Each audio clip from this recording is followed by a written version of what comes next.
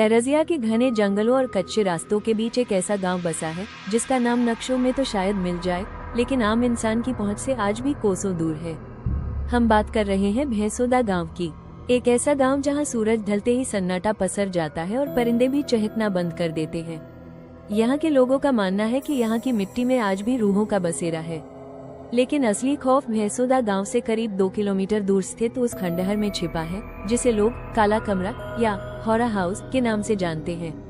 कहते हैं उस घर की चौखट जिसने भी लांघी वो फिर कभी किसी को दोबारा नजर नहीं आया। म्यूजिक अचानक तीव्र हो जाए, सस्पेंस बढ़े। स्थानीय बुजुर्ग बताते हैं कि दशकों पहले यहाँ कुछ ऐसा हुआ था जिसका खौफ आज भी हवाओं में महसूस किया जाता है। क्या हुआ था कोई नहीं जानता, पर लोग कहते हैं कि आधी रात को उस घर से रोने की आवाजें आती हैं। कभी पायल की छन छन सुनाई देती है तो कभी ऐसा लगता है जैसे कोई आपके बिल्कुल पीछे खड़ा सांस ले रहा हो। माहौल का वर्णन, धीमी और भारी आवाज। एक बार की बात है, गांव के पास एक डैम का काम चल रहा था। मजदूर दिन भर कड़ी मेहनत करते और शाम को थक हार कर सो जाते। उन्हीं में से 2 मजदूर ऐसे थे जिन्हें नशे की लत थी। एक काली बिना चांद वाली रात को जब सारा कैंप सो गया, ये दोनों मजदूर मस्ती के मूड में उसी शापित हॉरर हाउस के करीब जा पहुंचे। उन्हें गांव वालों की चेतावनियों पर रत्ती भर भी भरोसा नहीं था।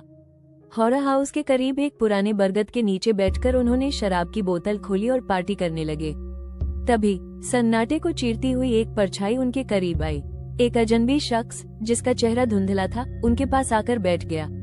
नशे में धुत उन मजदूरों को कुछ समझ नहीं आया। उस अजनबी ने उनके हाथ से बीड़ी छीनी और बड़े इत्मीनान से पीने लगा। मजदूरों ने उसे भी अपना साथी समझा और उसके लिए एक पैक बना दिया।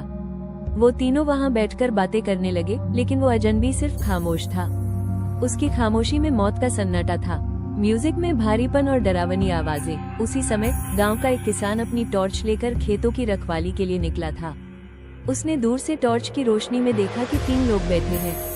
उसे लगा शायद कोई मजदूर रास्ता भटक गया है। वो उन्हें आगाह करने के लिए जैसे ही करीब पहुंचा, टॉर्च की रोशनी उन पर पड़ी। रोशनी पड़ते ही किसान के पैरों तले जमीन खिसक गई। उसने देखा कि उन 2 मजदूरों के बीच जो बैठा था उसके बाल दूध जैसे सफेद थे, लेकिन वो इंसान नहीं था। उसके पैर घुटनों से पीछे की तरफ मुड़े हुए थे और जब उसने किसान की तरफ देखा तो उसकी आंखों में पुतलियां नहीं थी, सिर्फ सफेद पत्थर जैसी आंखें। किसान की चीख तक नहीं निकल पाई और वो वहीं दहशत के मारे बेहोश होकर गिर पड़ा।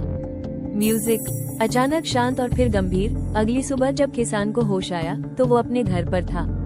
उसने कांपते हुए गांव वालों को सब बताया। पुलिस बुलाई गई, छानबीन हुई, लेकिन उन 2 मजदूरों का नामो निशान नहीं मिला। उस जगह पर सिर्फ शराब की वो टूटी हुई बोतल और एक अधजली बीड़ी पड़ी थी। हैरानी की बात तो यह है कि कुछ दिनों बाद वो किसान जिसने ये सब देखा था वो भी रहस्यमयी ढंग से गायब हो गया। आज भी कई यूट्यूबर्स और पैरानॉर्मल इन्वेस्टिगेटर्स अपनी महंगी मशीनों और कैमरों के साथ उस हॉरर हाउस का सच जानने गए, लेकिन भैंसोदा का वो घर आज भी अपने भीतर कई चीखें दबाए बैठा है। जो गया वो बस एक किस्सा बनकर रह गया। आवाज धीमी और भारी। क्या आप में हिम्मत है भैंसोदा के उस रास्ते पर अकेले चलने की? याद रखिएगा, अगर पीछे से कोई बीड़ी मांगे तो मुड़कर मत देखना। वीडियो के लिए कुछ सुझाव।